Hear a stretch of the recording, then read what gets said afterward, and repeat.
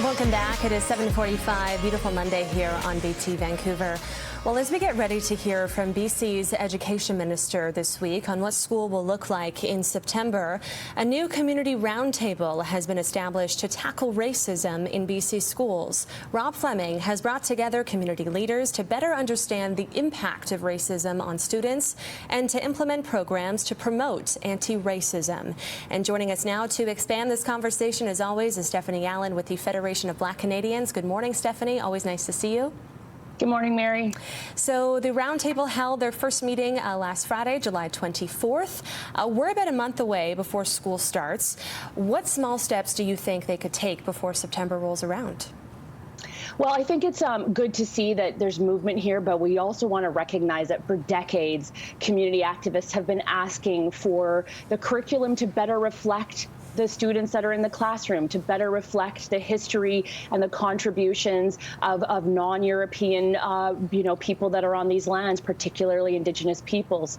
So it's good to see this happen, but I would hope that the roundtable is not something that doesn't allow this to move very quickly, because a lot of the research exists already.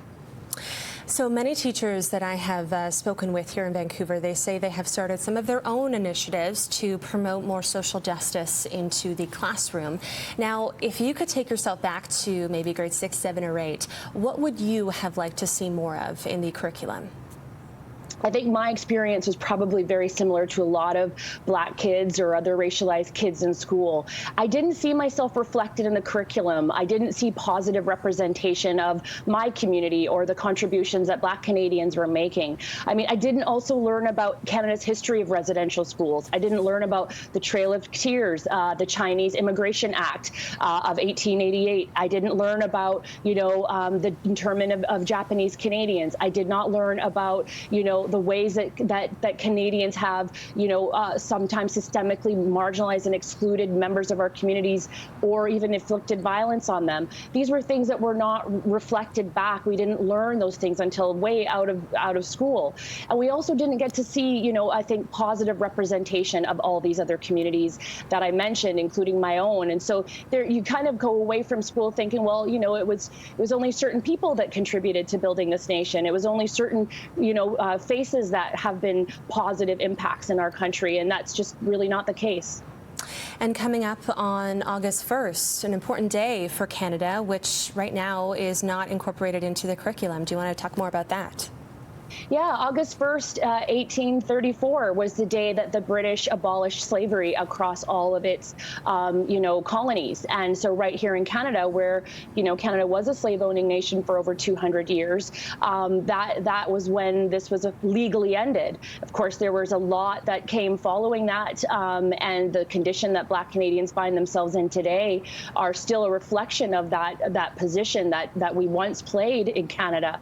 But, to be able to recognize and honor and commemorate and share these experiences is not only about the communities impacted, but it tells a more fulsome picture of what colonization and what settlement has meant in Canada and who has had some negative impacts of that. Lots of changes to be made in the curriculum, still lots to learn.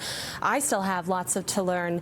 Now, a part of this, one element to this roundtable is that a new student advisory group is going to be formed in the fall, and it will hear directly from students on their experiences of racism.